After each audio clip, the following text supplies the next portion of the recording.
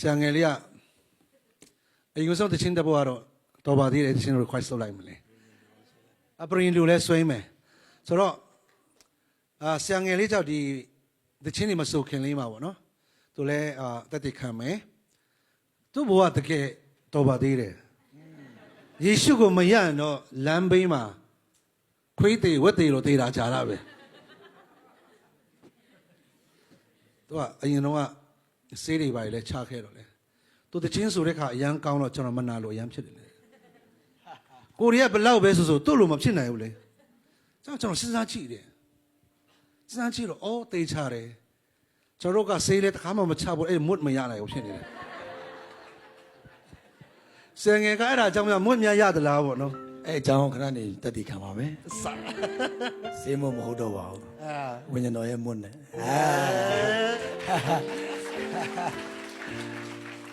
来出来的，所以说，现在这代嘛，也许个压力看嘛，这将来多嘞。看见现在这道基本上把看下来说了，过不读嘛没得，不读干嘛过，给有么事，那么先来，那家伙大马路掉呗，一路停开的时候，พยา呢多了的路တိုင်းကိုพยาချင်းမြောက်နေဆိုတဲ့ရတဲ့နေ့သူ့အဖေနဲ့တတိခံစေချင်တာဖြစ်တယ်။ဆိုတော့ယဉ်ဆုံးနေတဲ့ချင်းကျွန်တော်တော်ပါသေးတဲ့ချင်းကိုယဉ်ဆုံးနားထောင်အောင်ဖျက်တဲ့စကားပြောမှာဖြစ်တယ်။အာမင်။အဲ့ဒါပြင်တော့သူကဝင်ငှမယ်တတိခံမယ်။ခါကျပရင်လို့လဲသူဆွဲကြမယ်သူတို့ကနော်ဘယ်နဲ့လက်ကိုတီးပြီးတော့ကျွတ်ဆိုရအောင်လို့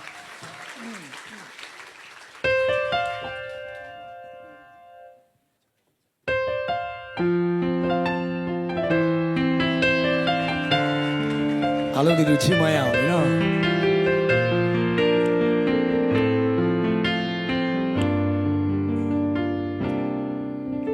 ရှူရှာရတဲ့လေ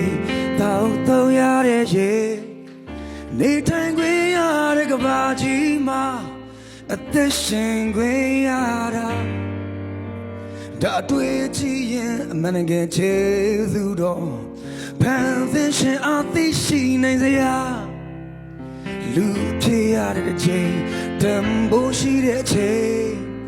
တမလုံးခီးလန်းတွေမျောလင်းချက်ပြည့်စုံသွားဖို့ရာအသွေးတန်တဲ့ကိုယ်တော်ပေးစတာထိုကဲ့သို့တော်ချင်းမြတ်တာကိုတော်ပါသေးတဲ့ညင်ပြီးတော့မလို့တော်သေးတဲ့ချောခိုင်းတော့မလို့ချီသူတော်ကချီလုံးလို့တာတော်သေးတာ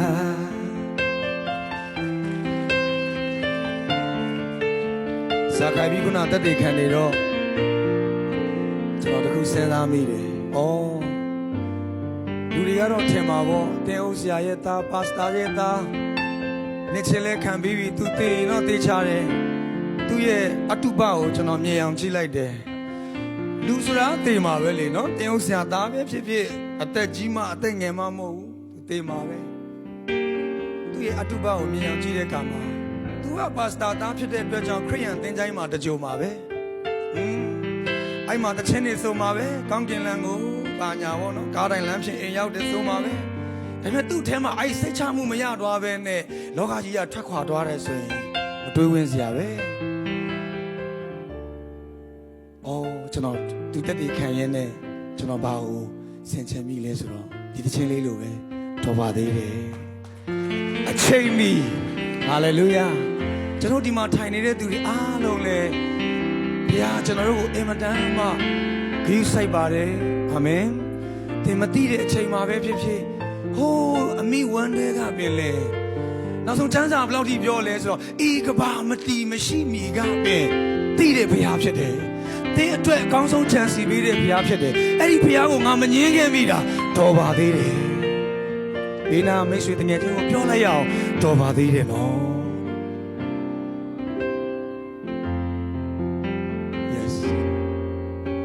ရှူရှာရတဲ့လေတောက်သုံးရတဲ့ရေနေထိုင်ခွင့်ရတဲ့ကဘာကြီးမှာနေအသက်ရှင်ခွင့်ရတာဒါတွေ့ချင်ရင်အမှန်တကယ်ချေသူတော်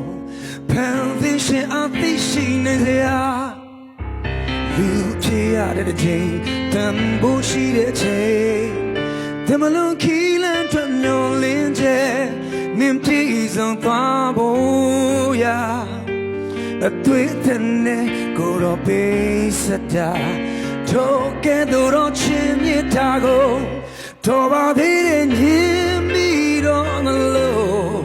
တော်သေးတဲ့ချောင်းခိုင်းတော့မလို့ခြေသူတော်ကချီလုံးလို့တာတော်သေးတာကျွန်တော်ရဲ့အုံနောက်နဲ့ဆိုအတွေ့ခေါ်အမားတွေကျွန်တော်ရဲ့စိတ်ဓာတ်နဲ့ဆိုအတားအမားတွေနေပဲ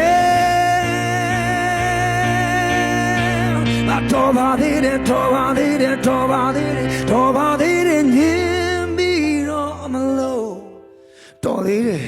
ကြောခိုင်းတော့မလို့ခြေသူတော်ကချီလုံးလို့တာတော်ပါသေးတယ်ညင်ပြီးတော့မလို့တော်သေးတယ်ကြောခိုင်းတော့မလို့ခြေသူတော်ကချီလုံးလို့တာတော်သေးတို့ကျေးဇူးတော်တို့ကောင်းမြတ်တဲ့အရှင်ကိုကျွန်တော်လက်ခုပ်တီးလဲကုန်ပြုချီးမွမ်းရအောင်အာမင်ဟာလေလုယာအာမင်ဟာလေလုယာဒီတခြင်းလေးကိုလွန်ခဲ့တဲ့2012ဝင်းကျင်လောက်ကဖြစ်မှာပေါ့နော်ဆရာစင်ကာပူစရောက်တဲ့အချိန်မှာဒီမှာချီးမွမ်းဖြစ်တယ်အဲ့ကတည်းကနေဒီတခြင်းကတကယ်တော့နှစ်ပေါင်း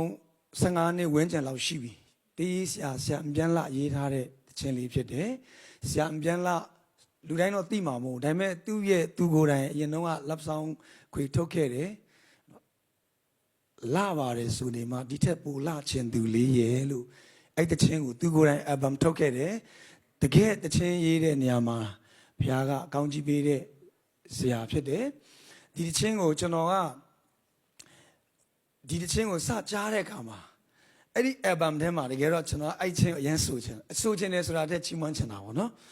ဒါပေမဲ့ကျွန်တော်ဆိုရတဲ့တခြင်းအတုပတခြင်းဖြစ်နေတယ်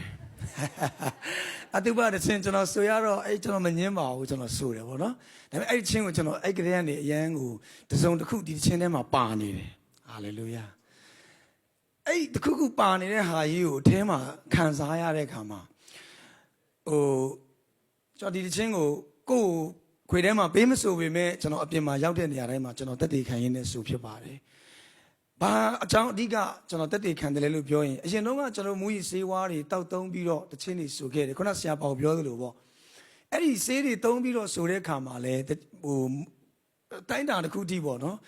တကယ်ခံစားရပါတယ်ဒီဆေးတွေသုံးပြီးတော့ဆိုတာလဲမွတ်တားကောင်းတယ်ပေါ့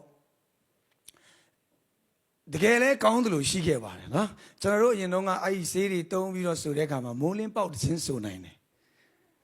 ဆေးတွေသုံးပြီးမှပေါ့နော်တကယ်လဲအတန်လဲမဝင်ဘူးတခြင်းဆိုနိုင်တယ်ကျွန်တော်တို့ဆေးကိုပို့ကြိုက်သွားတဲ့အကြောင်းရင်းထဲမှာအဲ့ဆေးသုံးပြီးတော့တခြင်းဆိုရတဲ့ feeling ကိုတအားကြိုက်သွားတဲ့အခါမှာဆေးကိုပို့ဆွဲသွားတာပေါ့နော်အဲ့လိုနဲ့ဆေးသုံးရင်အဆိုတော်ဖြစ်မလာဘူးစေးသမားလုံးဖြစ်သွားပြီးတော့ဘဝခုနဆရာပေါပြောသလိုပေါ့ခွေးသေးပဲတေမလားဝက်သေးပဲတေမလားနွားသေးပဲတေမလားပေါ့နော်တေတော့တေမှတေချတယ်ဒါပေမဲ့အဲ့ဒီအချိန်လေးမှာ2006ခုနှစ်လောက်မှာတငယ်ချင်းတယောက်ကရန်ကုန်ကျန်းစာကျောင်းသွားရအောင်အဲ့ဒီဆေးတွေသုံးပြီးတော့တချင်းတွေစုံနေတဲ့ခါမှာတော့အရန်ပြည့်စုံတယ်လို့ခံစားရတယ်ဒါပေမဲ့အဲ့ဒီဆေးတွေပြေတော့မဲ့အချိန်ရောက်လာတဲ့အချိန်မှာတော့အရန်ပြန်စိုးရိမ်လာတယ်ဘာကြောင့်လဲဆေးထက်ရှာရတော့မယ်နောက်မနေ့ငါဘလို့ပြန်ဘယ်ကနေဆေးရမလဲပြန်စဉ်းစားတယ်ကြာလာတော့အဲ့ဒီဘဝကိုမကြိုက်လာတော့ဘူးဒါပေမဲ့ကိုယ်တိုင်လည်းမယုံထွက်နိုင်ဘူး2006ခုနှစ်လောက်မှာရန်ကုန် Focus ပဲချမ်းသာကျောင်းကိုကျွန်တော်ရောက်ခဲ့တယ်ချမ်းသာအရန်တီးချင်လို့တက်ချင်လို့ရောက်ခဲ့တာမဟုတ်ပါဘူးရန်ကုန်မရောက်ဘူးလို့ကျွန်တော်ရန်ကုန်ရောက်ဘူးချင်လို့သွားခဲ့တာတကယ်တော့အဲ့ဒီချမ်းသာကျောင်းဘယ်မှာရှိလဲဆိုတာလည်းမသိဘူးကျွန်တော်ရောက်သွားတော့အဲ့ဒီမှာကျွန်တော်တို့ကဒီလက်ဆောင်တွေအရန်ဆွဲလန်းခဲ့တာကိုအရန်လဲနည်းနည်းတက်တက်ကိုဆိုခဲ့တဲ့အခါကျတော့အဲ့မှာရောက်သွားတဲ့အခါမှာအဲ့မှာကြားတဲ့ချင်းတွေဆိုတဲ့ချင်းတွေက တအားကိုခက်အောင်နေပြီနော်ဟာဘာတစ်ချင်းနေလဲကွာမမိုက်ပါဘူးကွာလို့အဲ့လိုပေါ့နော်အထင်သေးတယ်ပြီးတော့မျက်ရည်ကျတဲ့လူစက်ကတ်တဲ့လူဟာလေလုယာအော်တဲ့လူလည်းမခိုက်ဘူးဘာတွေရှောက်အော်နေတာလဲပေါ့နော်ကျွန်တော်တို့ကအဲ့မှာအနောက်မှာနေရင်းနဲ့ဒါပေမဲ့အမှတရက်ပြီးနေရင်းနဲ့နားမလည်နိုင်ပေမဲ့အထဲမှာတစုံတစ်ခုကဆွဲဆောင်ခြင်းခံရတယ်ကျွန်တော်တညဆုတောင်းတယ်ဒီမူကြီးစေဝါတွေဒီအရာတွေထက်ကောင်းတဲ့အရာသာကိုရောစီမှာရှိရင်ကျွန်တော်တကယ်လိုချင်တယ်ကျွန်တော်ဆုတောင်းခဲ့တယ်ဆုတောင်းပြီးအိတ်သွားတယ်နောက်တနေ့ထလာတော့အရန်ထူဆန်းတယ်ကျွန်တော်အရန်ကြိုက်တဲ့မူကြီးစေဝါတွေကျမ်းစာကြောင်းတက်နေရင်းနဲ့ကျွန်တော်တို့အဆောင်နဲ့ကျမ်းစာကြောင်းကလမ်းလျှောက်ရတာကိုလမ်းလျှောက်ရတော့အဲ့ဒီဂျားမှာအကုန်လုံးဘီယာဆိုင်တွေဘာဆိုင်တွေညာဆိုင်တွေအကုန်ရှိတော့အဲ့မှာဖြတ်ရတာဖြတ်ရတဲ့ခါကျတော့ဘလို့မှကျွန်တော်အဲ့မှာမရှောင်နိုင်ဘူးဒါပေမဲ့အဲ့ဒီမနေ့ထလာတော့ထူဆန်းတယ်ကျွန်တော်ဘဝမှာအချင်းချင်းကျွန်တော်ဖြတ်ဖို့ကြိုးစားခဲ့ဘူးပေမဲ့အဲ့ဒီမနေ့မှာတော့ဆက်လိလည်းမတောက်ချင်တော့ဘူးဘာမူကြီးစေဝါဆိုတာကိုကရှောင်ပြီးတော့ဖြတ်တဲ့ပုံစံမျိုးလဲမဟုတ်တော့ဘဲနဲ့ကျမ်းစာကျောင်းခန်းထဲကိုရောက်ချင်လာတယ်အမြန်သွားချင်လာတယ်ကျမ်းစာကျောင်းခန်းထဲကိုရောက်တယ်အဲ့မှာစပြီးတော့အဲ့မှာချီးမွမ်းတဲ့တခြင်းတွေကကျွန်တော်အတွက်တကယ်ကိုအတိတ်ပဲရှိတယ်ဆိုတော့ခံစားရလာတယ်အဲ့ဒီအရာတာကိုကျွန်တော်တဖြည်းဖြည်းသိလာတယ်ဒီလိုနဲ့ကျွန်တော်အသက်တာလွတ်မြောက်လာပြီးတော့ကျမ်းစာကျောင်းမှာကျွန်တော်ဖြတ်တန်းရင်းနဲ့အဲ့ဒီမှာအရင်တော့ကတော့ဆေးမွတ်နဲ့ဆိုခဲ့တာပေါ့နော်ခုနဆရာကင်းပေါင်ပြောသလိုပေါ့ဆေးမွတ်နဲ့ဆိုခဲ့တယ်ဒါပေမဲ့ကျွန်တော်အသက်တာထဲမှာကျွန်တော်ဒီအမှုတော်မြတ်ထဲမှာစပြီးတော့ဆရာကြီးမီအားဖြင့်သူကျွန်တော်ကိုလာခေါ်တယ်မြေဝရှိဥဆောင်ပါလာခေါ်ပြီးတော့ကျွန်တော်ဥတော်ထဲမှာပါဝင်လာရင်းနဲ့2012လောက်မှာကျွန်တော်အထဲမှာအဲ့ဒီဘယ်လိုပြောမလဲကြီးမားတဲ့ဖခင်ရဲ့အပြောင်းလဲတစ်ခုကျွန်တော်ကိုလုပ်ပေးခြင်းခံရတယ်အဲ့ဒါကတော့ကျွန်တော်ဒီဖက်ကန့်ဧဝံဂေလိခီးစဉ်တစ်ခုမှာတက်တည်ခံနေရင်းနဲ့အရင်တော့ကဆေးတွေတောက်တုံးပြီးတော့ကျွန်တော်မူကြီးဆေးဝါးသုံးရင်းနဲ့အရန်ကောင်းခဲ့တယ်လို့ထင်ခဲ့တယ်ဒါပေမဲ့အဲ့ဒီတဲ့ကောင်းတဲ့အရာကိုကျွန်တော်ရပြီးတော့တခြင်းဆိုခြင်းကဘာနဲ့မှမတူဘူးအဲ့ဒီအတန်ကဆေးကြောင့်မဟုတ်ဘူးအแทမှာငါ့ကိုလွတ်မြောက်စေတဲ့ယေရှုခရစ်တော်တန်ရှင်းသောဝိညာဉ်တော်ရဲ့ဘိသိက်ခြင်းပါလာတဲ့အခါမှာအဲ့ဒီအတန်ကတာမန်အတန်မဟုတ်တော့ဘူးငါသားအဲ့ဒီမှာစပြီးစိတ်ချမှုတွေကျွန်တော်ရလာတယ်စပြီးတော့အဲ့ဒီနောက်ပိုင်းမှာ worship ဦးဆောင်တဲ့အခါမှာထူးခြားတဲ့ feedback တွေကြားရတယ်ခင်ဗျာအတန်ထူးခြားတယ်ကြားတဲ့လူတိုင်းကကျွန်တော်ကိုပြောကြတယ်အတန်တွေဘယ်လိုများလေ့ကျင့်တာလဲနော်တကယ်တော့ဘာမှမလေ့ကျင့်ပါဘူးနော်လေ့ကျင့်လို့ကောင်းတာမဟုတ်ပါဘူးကျွန်တော်ဒီနေ့မှာ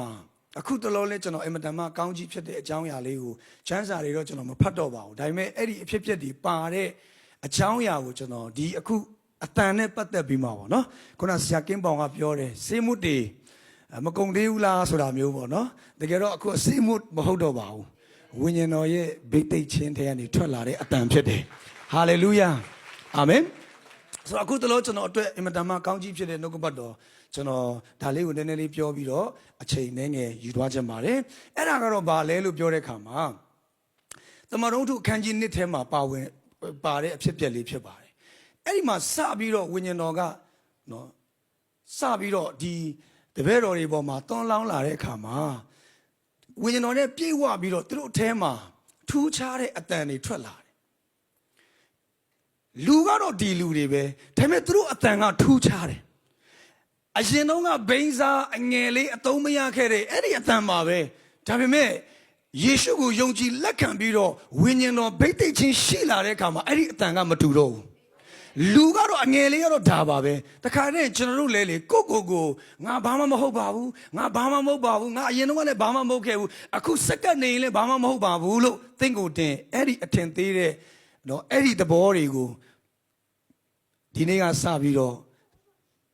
ဝိညာဉ်တော်ဘုရားဖယ်ရှားမဆာပေးပါစေအာမင်ဆိုကျွန်တော်တို့လည်းအဲ့ဒီလိုပေါ့ကိုငါဘာမှမဟုတ်ပါဘူးသူများနဲ့နိုင်ရှင်ငါဘာမှမဟုတ်ပါဘူးဒါပေမဲ့ဒီနှုတ်ကပတ်တော်ကိုရလာတဲ့အခါမှာအဲ့ဒီမှာသူတို့အတန်တွေကထူးခြားတယ်တချင်းဆိုတာမဟုတ်သေးဘူးနော် အဲ့သူတို့အထဲမှာဝိညာဉ်တော်ပြည့်ဝပြီးထွက်လာတဲ့အတန်ကထူးခြားတဲ့ကံမှာလူတွေကနားထောင်ရင်းနဲ့အဲ့ဒီမှာအဲ့ဒီအတန်ကိုကြားတဲ့လူတွေကစုယုံပြီးတော့စုလာကြတယ်ကျွန်တော်တစ်ခေါက်ဒီမြေစာပုံမှာဒီမြေစာပုံဆိုတာကကြောက်ရှာတဲ့လူတွေအားလုံးဒီလိုဘယ်လိုပြောမလဲလူတွေထောင်ချီတောင်းချီအဲ့လိုရှိနေတဲ့နေရာမှာပေါ့အဲ့ဒီမှာတစ်ခေါက်ဆမ်မမေရီရဲ့တခြင်းတစ်ပုတ်ကျွန်တော်ဘာတစ်ချင်းဆိုရမလဲအဲ့ဒီနေရာမှာအဲ့ဒီချိန်မှာတခြားဘာတစ်ချင်းဆိုရမလဲအဲ့မှာကျွန်တော်ကိုဝိညာဉ်တော်ကအဲ့ဒီဆမ်မမေရီရဲ့ဘယ်လဲသမုတ်တရားတော်တခင်ချင်လောက်မနေဘူးအဲ့တခြင်းကိုကျွန်တော်တကယ်တော့အဲ့နေရာမှာ worship ဆိုရမယ့်နေရာလည်းမဟုတ်ဘူးသူတို့ကယုံကြည်သူလည်းမဟုတ်ဘူးဒါပေမဲ့အဲ့နေရာမှာစပြီးတော့အဲ့တခြင်း chorus spike လေးဆိုတဲ့အခါမှာ projector ထိုးပေးတာလည်းမဟုတ်ဘူးစာရန်ထိုးပေးတာလည်းမဟုတ်အဲ့လူတွေကယုံကြည်သူတွေလည်းမဟုတ်ဒါပေမဲ့အဲ့ဒီနေရာမှာအဲ့ဒီ chorus spike ကိုဆိုရင်းနဲ့အဲ့ဒီမှာရှိတဲ့သူတွေအားလုံးကနော်တချို့ဆိုရင်အဲ့ဒီကြောက်ရှာတဲ့သူတွေနဲ့ပင်လေသမုတ်လိုက်ဆိုလာကြတယ်အဲ့ဒီမှာကျွန်တော်ပို့ပြီးတော့တတိထားမိတဲ့အရာတစ်ခုကတန်ရှင်းသောဝိညာဉ်တော်ရဲ့ဗိတ်သိက်ချင်းထဲကနေထွက်လာတဲ့အတန်ကလူတွေကိုထိတာဖြစ်တယ်အာမင်ဟာလေလုယာကျွန်တော်အဲ့မှာပို့ပြီးတဘောပေါက်လာတယ်။အော်အရင်တော့ငါတို့လိန်ခံခဲ့ရတာပဲ။မူကြီးစေဝါသုံးပြီးတော့ဆိုရင်အတန်ပိုကောင်းတယ်လို့ထင်ခဲ့တယ်။ဒါပေမဲ့အဲ့ဒီအတန်ကောင်းခြင်းကလူတွေကိုပို့ပြီးတော့နော်နာကျင်စေခဲ့တယ်။တကယ်တော့ကျွန်တော်ကောင်းတယ်ထင်ခဲ့တယ်။ဒါပေမဲ့ဝိညာဉ်တော်ရဲ့ဗိတ်သိက်ခြင်းနဲ့အတူပါလာတဲ့အတန်ကကြတော့နာကျင်သောသူတွေကိုကုသပေးတဲ့အတန်ဖြစ်လာတယ်။ဟာလေလုယာ။အဲ့ဒီမှာလူတွေအားလုံးလွတ်မြောက်ကြတယ်ဆိုဒီနေရာမှာလဲတမန်တော်တို့ခံကျင်နှစ်မှာလဲအဲ့ဒီနေရာမှာလူတွေစုယုံလာတဲ့ခါမှာတမန်တော်ကြီးပေတရုကထပြီးတော့နော်ဘသူအကြောင်းကိုပြောတယ်လဲလို့ပြောရင်ယေရှုအကြောင်းကိုပဲသူပြောပါတယ်စပြီးတော့သူယေရှုရဲ့အပြစ်လွတ်ခြင်းခွင့်လွတ်ခြင်းကိုပြောတဲ့ခါမှာအဲ့ဒီနေ့မှာပဲလူ3000ကပြောင်းလဲကြတယ်နောက်ထပ်အတန်တစ်ခုအကြောင်းကိုကျွန်တော်ထပ်ပြောရမယ်ဆိုရင်ဓမ္မရာဇဝင်ပထမဆောင်အခန်းကြီး19မှာပါတဲ့အကြောင်းအရာဖြစ်တယ်ဒါဝိဒ်ကအဲ့ဒီကိုရောက်လာပြီးတော့အဲ့ဒီမှာဂေါလက်နဲ့ဖြစ်ပျက်နေတဲ့ဒီအကြောင်းအရာကို तू ကြားတဲ့အခါမှာ तू စပြီးတော့ तू ပြောတယ် तू ပြောတဲ့စကားတစ်ခုအဲ့ဒီမှာကျွန်တော်အခုတလောဆင်ချင်တဲ့အရာအရန်လဲကျွန်တော်တက်တာထဲမှာအရန်ကိုဒီ2023အတွက်အင်မတန်မှကောင်းကြီးဖြစ်စေတဲ့နှုတ်ကပတ်တော်ဖြစ်တယ်အဲ့ဒီမှာ तू ပြောတဲ့စကားတစ်ခွန်းရှိတယ်စတွေ့တာနဲ့ तू ဘေးနားလူတွေဘာပြောလဲဆိုတော့အဲ့ဒီဣတိလလူမျိုးခံရတဲ့အဆက်ကွဲခြင်းကိုပယ်ရှင်းသောသူသည်တဲ့ဒီနှုတ်ကပတ်တော်ကိုဆေလွတ်ခြင်းတယ်ယေရှုကိုယုံကြည်လက်ခံပြီးတော့ဝိညာဉ်တော်ဗိတ်သိက်ထားတဲ့ကျွန်တော်တူးချင်းစီတိုင်းဟာလူတွေရဲ့အဆက်ကွဲခြင်းကိုပယ်ရှင်းသောသူတွေဖြစ်တယ်ဟာလေလုယာအာမင်အဲ့ဒီမှာ तू စပြီးတော့ तू ပြောတယ်ဒီဣတေလလူမျိုးခံရတဲ့အဆက်ကွဲခြင်းကိုပယ်ရှင်းတော်သူဒီအဘယ်အကျိုးကျေးဇူးကိုရလိမ့်မည်နီနောက်တစ်ခုသူထပ်ပြောတဲ့အရာကဘာလဲဆိုတော့ထာဝရဘုရား၏ဘိုးခြေတို့ကိုချိန်ပရမည်အကြောင်းဒီအယေပြားလီးခြင်းကိုမခံတဲ့လူကဘာကောင်မို့လို့လဲအဲ့မှာထူးဆန်းတယ်နော်တကယ်တော့ဒီလူငယ်လေးတယောက်ကသူ့ကိုဗိတ်သိက်ထားတယ်ဆိုတာလဲသူ့ဘေးနားလူတွေကလည်းသိချင်မှသိမယ်ဒါပေမဲ့ဒီလူငယ်တယောက်ပြောတဲ့စကားကိုဘယ်သူမှအထင်လည်းမချီဘူးသူ့အကိုတွေကလည်းသူ့ကိုအထင်မချီဘူးဒါပေမဲ့အဲ့ဒီစကားကတဆင့်ဘုဒ္ဓရှိရောက်သွားတယ်လဲဆိုရင်ရှောလူရှိရောက်သွားတယ်ကျွန်တော်ဒီနေရာမှာအဓိကဘာကိုတက်တည်ခံဝေမျှချင်တယ်လို့ပြောရင်မှန်ပါတယ်ကျွန်တော်တို့ရဲ့တာမန်ကျွန်တော်တို့ရဲ့ဖြစ်ချင်းအရာပြောနေရင်တော့ဘာမှအဓိပ္ပာယ်ရှိမှလည်းမဟုတ်ပါဘူးလူတွေကကျွန်တော်တို့ကိုအထင်ကြီးချင်မှလည်းကြီးလိမ့်မယ်ဒါပေမဲ့အဲ့ဒီဒါဝိဒ်အပေါ်မှာဗိတ်သိက်ချင်းရောက်လာတဲ့အခါမှာသူကလူငယ်တယောက်သူ့အရွယ်နဲ့မလိုက်အောင်ပြောနေပေမဲ့အဲ့ဒီစကားတန်ကိုကြားတဲ့အခါမှာလူတွေကမနေနိုင်တော့ဘူးဟာလေလုယာရှင်ဘုရင်ကိုတော့ပြောလိုက်ငါတိုက်မယ်လို့ဒါပေမဲ့မပြောခဲ့ပါဘူးဒါပေမဲ့ထူးဆန်းတယ်နော်ကျွန်တော်တို့ဆိုဘလောက်ကျွန်တော်ဆိုရင်ဘလောက်တဘောပေါက်သွားတယ်လဲဆိုရင်ကျေးဇူးတော်ကြောင့်ဆရာကင်းပေါင်တို့ဆိုရင်ကျွန်တော်တို့သူ့တခြင်းတွေဆိုရင်သူကျွန်တော်ကိုအမြဲတမ်းဆိုခိုင်းတယ်နော်သူတခြင်းတွေတပုတ်ရပြီဆိုဆိုပါဦးကျွန်တော်တို့ကပတ်စံလဲတစ်ချက်မှအကုန်ဆရာမလို့